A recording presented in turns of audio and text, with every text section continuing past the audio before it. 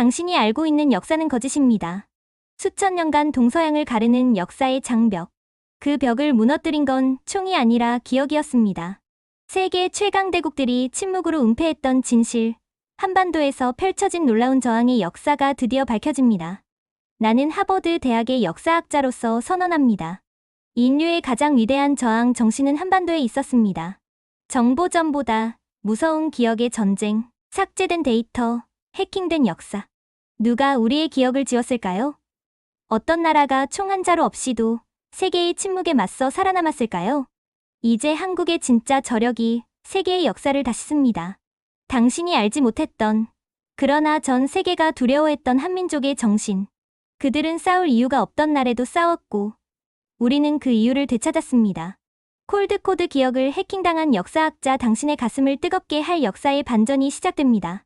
저는 미국 하버드대학교 역사학 교수 에밀리 브루크입니다. 제 전공은 제2차 세계대전과 유럽 저항사예요. 누군가 제게 왜 저항을 연구하냐고 물으면 이렇게 답하죠. 진짜 역사는 승자가 아닌 저항한 자들의 것이니까요. 하버드 캠퍼스 역사관 3층 창문 너머로 보스턴의 고풍스러운 거리가 보이는 제 사무실에서 평소처럼 자료를 정리하고 있었어요. 독일 정보부에서 해제된 자료들이 담긴 USB를 살펴보던 중 이상한 점을 발견했습니다. 동아시아 레지스탕스 자료 폴더가 있었지만 열어보니 한국 폴더는 텅 비어 있었어요. 독일 정보국 출신 동료 클라우스에게 연락했더니 의아하게도 긴장한 기색이었죠. 에밀리, 그건 예민한 문제야. 전화로 얘기하긴 곤란해. 이틀 후 그가 보내온 낡은 메모장에는 충격적인 내용이 담겨 있었습니다. 한국 레지스탕스 자료는 특별 처리, S3 등급 비밀 지정, 접근 시 상부 승인 필요, 사유국제정보협약, K-프로토콜, 유럽의 모든 정사 지도를 검토한 결과 레지스탕스 세계 지도에서 한국만 비어 있다는 사실을 발견했어요. 마치 존재하지 않는 것처럼 말이죠. 프랑스 소르본 대학의 동료 장 피에르는 한국, 글쎄, 그냥 일본에 점령당했다가 미국이 해방시켜준 거 아닌가? 라고 무심하게 답했습니다. 이건 단순한 무지가 아니라 체계적인 삭제, 조직적인 침묵이었어요. 저는 학과장에게 6개월간의 연구 휴가를 신청했습니다. 인천행 비행기를 기다리며 클라우스가 보내준 또 다른 자료를 보았어요. 극비 해제된 CIA 문서였죠. 한국의 레지스탕스 정신은 서구 자유주의 국가들에게도 위협이 될 수 있음. 한국인들의 집단적 저항 의식과 자기희생 정신은 타 아시아 국가들에게 전파될 위험성 있음. 따라서 한국의 저항사는 전후 역사 교육에서 최소화할 것. 인천공항에 도착한 후 본 한국은 제가 상상했던 것과 완전히 달랐어요. 초현대식 공항, 세련된 도시 경관, 첨단 기술의 향연이 펼쳐졌습니다. 이게 바로 그들이 두려워한 나라인가? 서울용산의 전쟁기념관에서 저는 놀라운 역사를 마주했어요. 임진왜란 때 의병들의 항전,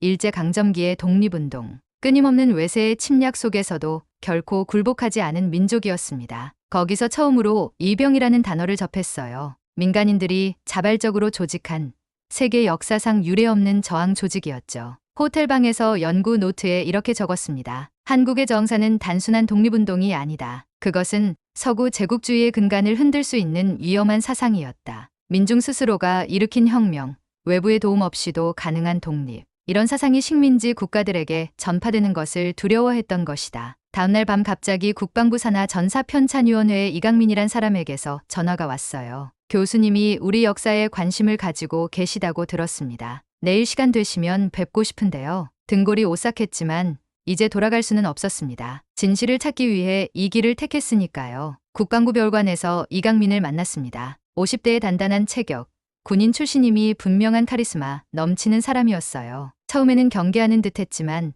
제가 발견한 모든 증거를 솔직하게 이야기하자 그의 표정이 달라졌습니다. 우리도 오랫동안 이 문제를 의심해왔습니다. 하지만 구체적인 증거는 없었죠. 교수님의 발견은 매우 중요합니다. 저희가 도울 수 있는 일이 있다면 말씀해 주세요. 이강민의 도움으로 국립박물관 특별수장고에 들어갈 수 있었어요. 온도와 습도가 철저히 통제된 공간에서 전봉준이 체포되기 전날 밤에 쓴 마지막 글을 볼 수 있었습니다. 하늘이 무너져도 솟아날 구멍이 있다. 우리의 뜻은 지금 꺾일지언정 우리 자손들이 이어받아 반드시 이룰 것이다. 보구간민, 제폭구민의 뜻은 천추만대에 이어질 것이다. 이강민이 설명해 주었죠. 나라를 지키고 백성을 편안하게 한다. 포악한 권력을 물리치고 백성을 구한다는 뜻입니다. 이것이 동학농민운동의 핵심 정신이었습니다. 더 충격적인 발견은 일제강점기 의병 어머니가 아들에게 보낸 편지였어요. 아들아, 나라를 위해 싸우러 간다면 죽어서도 돌아오지 말거라. 살아서 돌아온다면 내 손으로 너를 죽이리라. 너는 내 자식이기 전에 나라의 자식이다. 이 편지를 읽는 순간 제 눈에서 눈물이 흘렀습니다. 어떤 어머니가 자식에게 이런 말을 할 수 있을까요?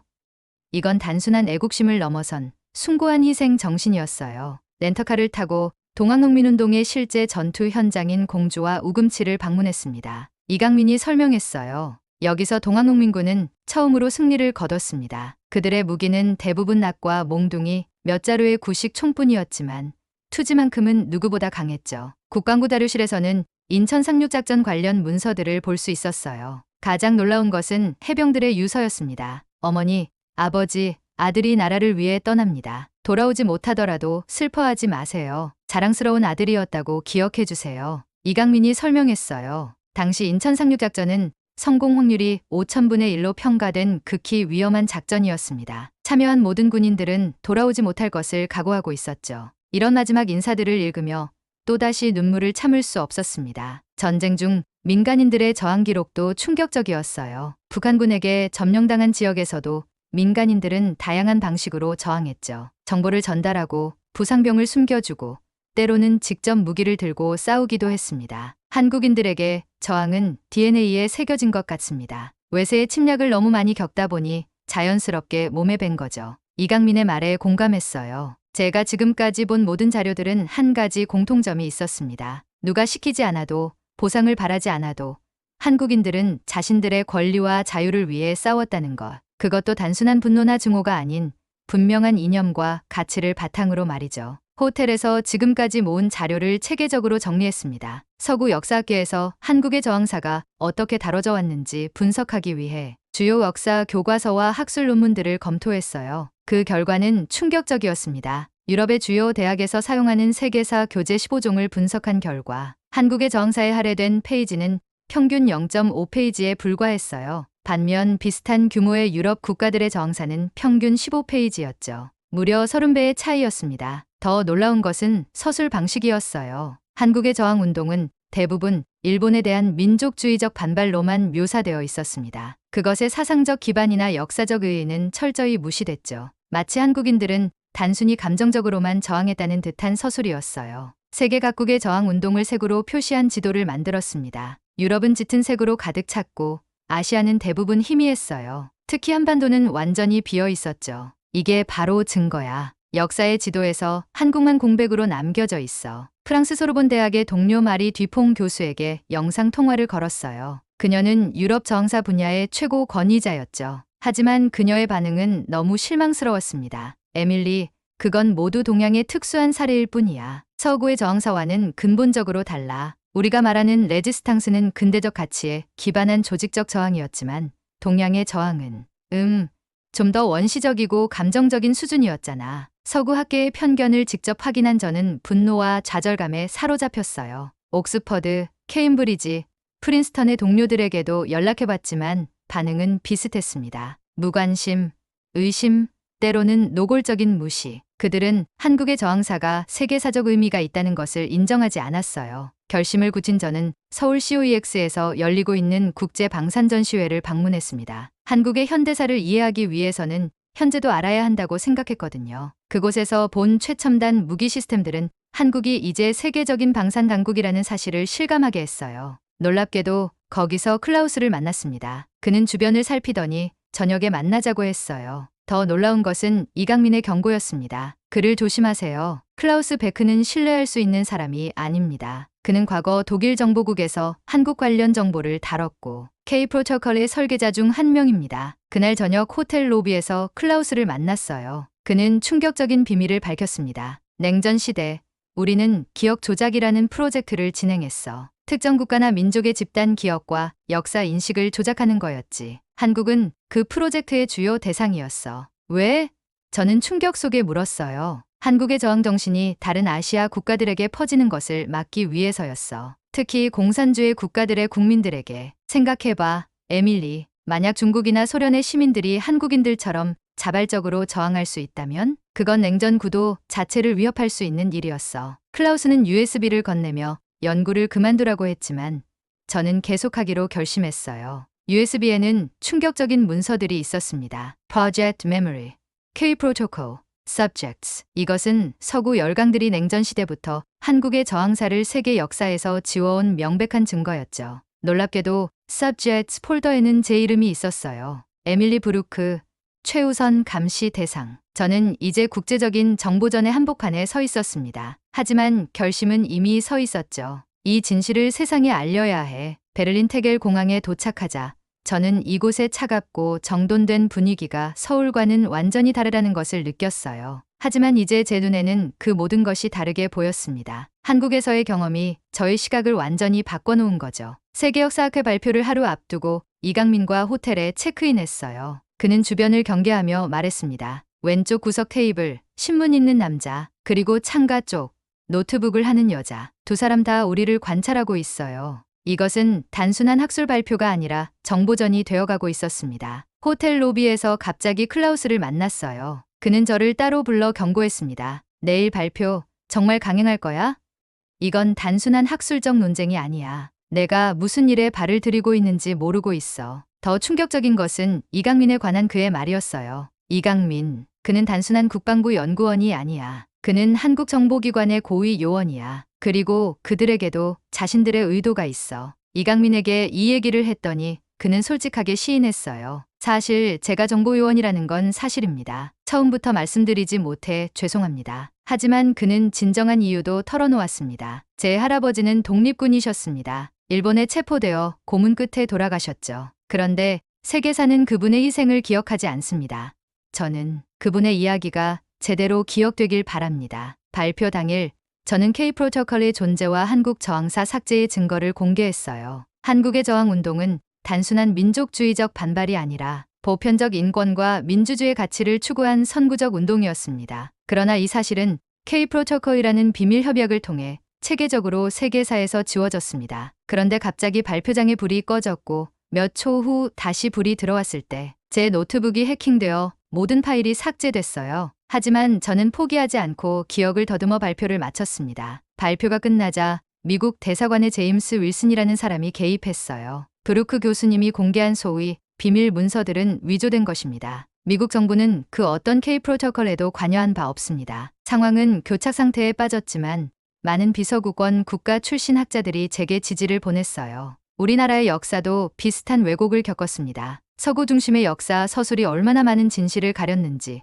저희는 너무 잘 알고 있습니다. 그날 저녁 하버드에서 이메일이 왔습니다. 브루크 교수님, 귀하의 최근 발표와 관련하여 긴급 논의가 필요합니다. 귀국 즉시 학과 윤리위원회에 출석해 주시기 바랍니다. 이것은 사실상 징계 절차의 시작이었어요. 언론의 관심은 폭발적이었습니다. 하버드 교수, 서구의 역사 왜곡 폭로, 냉전 시대에 숨겨진 비밀 협약, K 프로토콜 공개와 같은 헤드라인이 떴어요. 저는 서울로 돌아가 한국 정부의 특별 브리핑에 참석했습니다. 브리핑에서 한국 정부는 두 가지 방향의 대응을 결정했어요. 하나는 외교적 채널을 통해 K 프로토콜의 존재에 대한 진상 조사를 요구하는 것. 다른 하나는 세계 각국의 교육기관과 협력하여 한국의 저항사를 알리는 캠페인을 시작하는 것이었죠. 브루크 교수님의 역할이 매우 중요합니다. 국방부 차관이 말했어요. 교수님은 서구 학계의 내부자로서 이 메시지를 전달할 수 있는 가장 적합한 사람입니다. 저는 결심했어요. 한국 저항사 연구소를 설립하고 싶습니다. 서울과 보스턴에 지부를 두고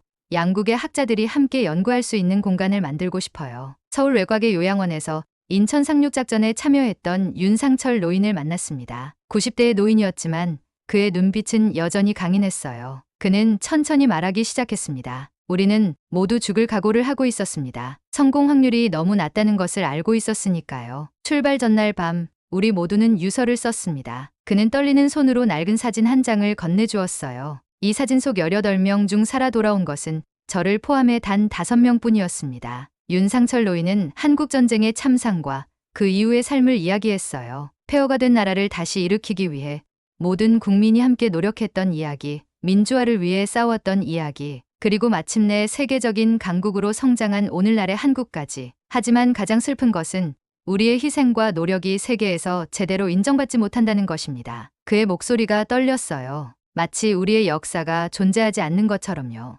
이제는 달라질 거예요, 어르신. 저는 그의 손을 꼭 잡으며 약속했습니다. 저는 반드시 세계가 한국의 진정한 역사를 알게 하겠습니다. 다음날 서울 용산의 군사연구소에서 특별 강연을 했어요. 강당은 젊은 장교들로 가득 찼습니다. 저는 지금까지의 모든 발견을 상세히 설명했어요. 동학농민운동의 민주적 가치, 의병들의 자발적 저항, 독립운동가들의 국제적 연대, 그리고 K-프로토콜의 존재까지. 한국은 패전 후 시작하는 나라입니다. 강연을 마무리하며 확신에 찬 목소리로 말했어요. 여러분의 조상들은 수많은 패배와 고난 속에서도 결코 굴하지 않았습니다. 그들은 매번 다시 일어났고 더 강해졌습니다. 이것이야말로 세계가 배워야 할 한국의 정신입니다. 강당은 뜨거운 박수로 가득 찼습니다. 강연 후 많은 젊은 장교들이 다가와 이야기를 나누었어요. 그들의 눈빛에서 저는 자부심과 결의를 볼 수 있었습니다. 교수님, 저희 할아버지는 독립군이셨어요. 하지만 세계사 어디에도 그분의 이야기는 나오지 않습니다. 우리 마을에는 의병 출신 할머니가 계셨어요. 그분의 용기를 세계가 알았으면 좋겠습니다. 이런 이야기들을 들으며 저는 제가 시작한 일의 중요성을 다시 한번 실감했어요. 이것은 단순히 과거의 기록을 바로잡는 일이 아니라 한 민족의 자존심과 정체성을 회복하는 일이었습니다. 이강민은 제게 말했어요. 교수님은 이제 단순한 역사학자가 아니라 우리에게는 전사가 되셨습니다. 처음 한국에 왔을 때 저는 단순히 학문적 호기심으로 이 연구를 시작했어요. 하지만 이제는 그것보다 훨씬 더 깊은 의미를 찾았습니다. 하버드로 돌아간 저는 학과 교수회의에 참석했어요. 많은 동료들이 저를 회의적인 눈으로 바라봤지만 일부 교수들은 제 연구에 관심을 보였습니다. 윤리위원회 청문회에서 저는 모든 증거를 차분히 제시했어요. 이 문서들은 냉전 시대 미국, 영국, 프랑스, 독일이 공동으로 한국의 저항사를 세계사에서 의도적으로 삭제하기로 합의한 증거입니다. 학문적 진실을 추구하는 것이 하버드의 가치라면 우리는 이 사실을 직시해야 합니다. 결국 위원회는 제 연구를 계속할 수 있도록 허가했어요. 일부 보수적인 교수들은 여전히 반대했지만 증거의 무게를 무시할 수 없었죠. 더 많은 학자들이 제 연구에 관심을 보이기 시작했고 연구비도 지원받을 수 있었습니다. 보스턴에서 한국저항사연구소 설립을 준비하는 동안 이강민은 서울 지부를 설립했어요. 우리는 화상회의로 매일 진행 상황을 공유했습니다. 연구소의 첫 프로젝트는 인천 상륙작전 참여 해병들의 유서를 영어로 번역하여 출판하는 것이었어요. 유명한 역사 학술지에 K-프로토콜과 역사 왜곡의 정치학이란 논문을 발표했고 학계에 큰 반향을 불러일으켰습니다. 일부 서구 학자들은 여전히 회의적이었지만 다른 많은 학자들은 깊은 관심을 보였어요. 특히 비서구권 국가들의 학자들에게 이 연구는 큰 영감을 주었습니다. 미국 CNN, 영국 BBC의 다큐멘터리 인터뷰 요청이 쇄도했어요. 저는 모든 기회를 활용해 한국의 저항사를 세계에 알렸습니다. 한국인들의 저항 정신은 단순한 민족주의가 아니라 인류 보편의 가치를 향한 자기희생이었습니다. 위기도 있었어요. 익명의 협박 메일, 연구소 서버에 대한 해킹 시도, 심지어 제 차를 고의로 훼손한 사건도 있었습니다. 하지만 이런 위협은 오히려 저의 결의를 더 강하게 만들었어요. 진실은 결코 침묵시킬 수 없다는 것을 알았으니까요. 연구소 설립 6개월 후 우리는 첫 번째 국제 컨퍼런스를 서울에서 개최했습니다. 잊혀진 저항 세계사 속의 한국이라는 주제로 열린 이 컨퍼런스에는 30개국에서 200명이 넘는 학자들이 참석했어요. 기조연설에서 저는 이렇게 말했습니다. 우리는 오늘 세계사의 지도를 다시 그리는 작업을 시작합니다. 의도적으로 지워진 한 민족의 저항 정신을 복원하는 일이죠. 이것은 한국만의 문제가 아닙니다. 이는 역사의 진실성, 그리고 서구 중심의 역사관을 넘어서는 새로운 세계사를 위한 첫걸음입니다. 컨퍼런스의 마지막 날, 참가자들은 중요한 결의안을 채택했어요. 우리는 동학농민운동, 의병운동, 독립운동, 한국전쟁 중 민간인 저항 등 한국의 저항사를 세계사 교육과 연구에 적극적으로 포함시킬 것을 권고한다. 이 결의안은 곧 세계 여러 대학에 전달되었고 많은 대학들이 이를 수용했습니다. 영국 옥스포드, 미국 컬럼비아, 프랑스 소르본 대학을 비롯한 유수의 학교들이 한국사 강의의 저항 운동 부분을 대폭 강화했어요. 놀랍게도 서구 정부들도 움직이기 시작했습니다. 미국 상원에서는 K-프로토콜 조사 청문회가 열렸고 저는 증인으로 출석해 모든 증거를 제시했습니다. 클라우스도 용기를 내어 증언대에 섰어요. 네, 그것은 사실입니다. 냉전 시대 서구 열강들은 한국의 저항사를 의도적으로 세계사에서 지웠습니다. 그것은 잘못된 결정이었고 이제 바로잡아야 할 때입니다. 청문회 결과 미국 정부는 공식 사과문을 발표했어요. 우리는 과거 냉전 시대의 정치적 이유로 한국의 역사적 공헌을 제대로 인정하지 않은 것을 깊이 반성합니다. 영국, 프랑스, 독일 정부도 비슷한 입장을 표명했죠. UN 교육과학문화기구 UNESCO는 한국의 저항 유산을 세계문화유산으로 등재했습니다. 전봉준의 동상이 있는 정읍, 의병 전적지, 독립기념관 등이 포함됐어요. 그리고 가장 감동적인 것은 의병 어머니의 편지가 세계기록 유산으로 등재된 것이었습니다. 세계 주요 역사 교과서들이 개정되기 시작했어요. 이제 동학농민운동은 프랑스 혁명, 미국 독립혁명과 함께 근대 민주주의 운동의 중요한 사례로 소개됩니다. 의병운동은 세계 게릴라 전쟁의 선구적 모델로, 한국의 독립운동은 국제적 연대의 중요한 사례로 평가받고 있죠. 하버드 대학에서는 제가 역사학과 학과장으로 임명됐습니다. 취임 연설에서 저는 이렇게 말했어요. 역사학의 사명은 승자의 이야기만이 아닌 모든 목소리를 공정하게 듣는 것입니다. 우리는 이제 새로운 세계사를 쓰기 시작했습니다. 한국저항사연구소는 세계 각국에 잊혀진 저항 운동들을 연구하는 허브가 되었어요. 아프리카, 남미, 아시아 등 비서구권 국가들의 학자들이 모여 자국의 저항사를 복원하는 작업을 함께하고 있습니다. 그리고 마침내 제가 처음에 만들었던 세계 저항 운동 지도가 완전히 새롭게 그려졌어요. 이제 한반도는 가장 짙은 색으로 표시되어 있습니다. 그것은 세계에서 가장 끈질기고 창의적인 저항의 땅이었음을 인정받은 것이죠. 연구소 설립 3주년을 맞아 우리는 특별한 프로젝트를 시작했습니다. 기억의 달이라는 이름의 이 프로젝트는 한국의 중고등학생들이 세계 각국의 또래들에게 자국의 저항사를 소개하는 것이었어요. 서울의 한 중학교 학생들이 만든 동학농민운동 다큐멘터리는 국제청소년 영화제에서 대상을 받았습니다. 그들의 작품은 유튜브에서 수백만 뷰를 기록했고 많은 외국 학생들에게 영감을 주었어요. 우리 증조할아버지는 의병이셨어요. 일본군과 싸우다 돌아가셨죠? 하지만 그분의 희생 덕분에 지금의 우리가 있습니다. 이 이야기를 세계와 나누고 싶었어요. 다른 학교에서는 독립운동가들의 국제연대에 관한 웹사이트를 만들었습니다. 그들은 한국의 독립운동가들이 중국, 러시아, 미국 등 세계 각국에서 어떻게 활동했는지 상세히 조사했어요. 이 사이트는 곧 여러 나라 언어로 번역되었죠. 한국전쟁 참전 용사들의 증언을 수집하는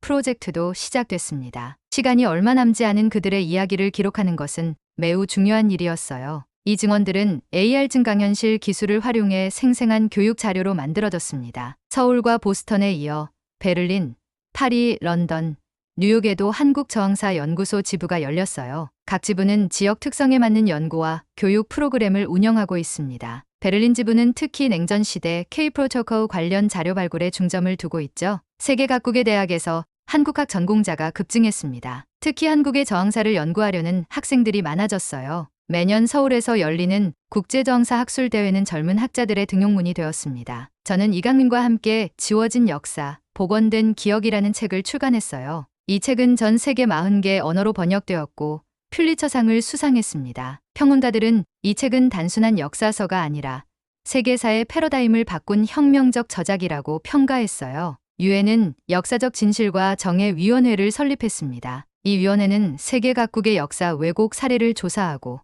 바로잡는 역할을 하고 있어요. 저는 자문위원으로 참여하고 있습니다. 클라우스는 모든 K-프로토콜 문서를 공개한 후 은퇴하여 서울에 정착했어요. 그는 지금 한국 역사를 연구하며 과거의 잘못을 바로잡기 위해 노력하고 있습니다. 내 인생의 가장 큰 실수를 바로잡는 일입니다. 세계는 이제 저항의 의미를 한국에서 배웁니다. 단순한 물리적 투쟁이 아닌 불의에 굴하지 않는 정신, 희생을 통한 공동체 수호, 그리고 끈질긴 생존 의지. 이것이 한국이 세계에 가르쳐준 저항의 진정한 의미입니다. 연구소 설립 5주년이 되던 해, 저는 서울국립대학교 총장으로 초빙되었습니다. 저는 한국에 완전히 정착하기로 결심했어요. 이제 이곳은 제 제2의 고향이 되었으니까요. 취임 연설에서 저는 이렇게 말했습니다. 한국은 저에게 진정한 역사의 의미를 가르쳐 주었습니다. 역사는 단순한 과거의 기록이 아니라 현재를 이해하고 미래를 만들어가는 살아있는 힘입니다. 저는 한국 학생들과 함께 새로운 세계사의 지평을 열어가고 싶습니다. 서울국립대학교에 글로벌 저항사 연구원을 설립했어요.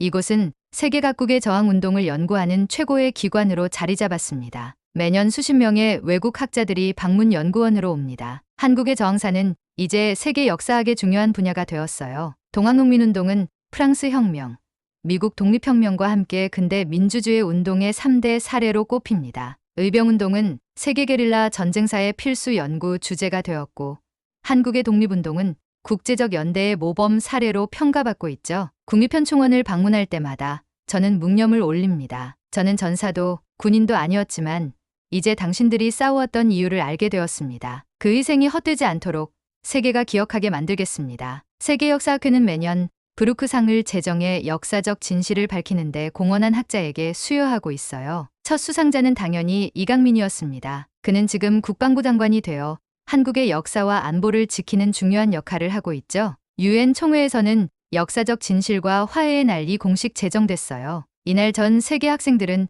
왜곡된 역사를 바로잡는 프로젝트를 수행합니다. 특히 한국의 저항사는 가장 인기 있는 주제가 되었죠. 하버드 대학에서는 제 이름을 딴 브루크 강의실이 만들어졌어요. 이곳에서는 비서구권 국가들의 역사를 중점적으로 가르치고 있습니다. 전직 하버드 총장은 공식 사과문을 발표했어요. 우리는 진실을 외면했습니다. 브루크 교수의 용기는 우리 모두에게 교훈을 줍니다. 제가 만든 새로운 세계사 지도에는 한반도에 특별한 글귀가 새겨져 있습니다. 한국은 총으로 지킨 나라가 아니라 기억으로 버틴 나라. 이 문구는 이제 세계적으로 유명해졌어요. 10년 전 처음 한국에 왔을 때 저는 단순히 학문적 호기심으로 이 연구를 시작했습니다. 하지만 이제 저는 알게 되었어요. 이것은 단순한 연구가 아니라 역사적 정의를 위한 싸움이었다는 것을. 그리고 그 싸움은 계속되고 있습니다. 인류의 역사에서 잊혀졌던 한 민족의 저항 정신이 마침내 빛을 발했습니다. 그들은 싸울 이유가 없던 날에도 싸웠고 우리는 그 이유를 되찾았습니다. 이건 하나의 민족이 남긴 저항의 서사이자 인류가 잃어버린 기억의 복원입니다.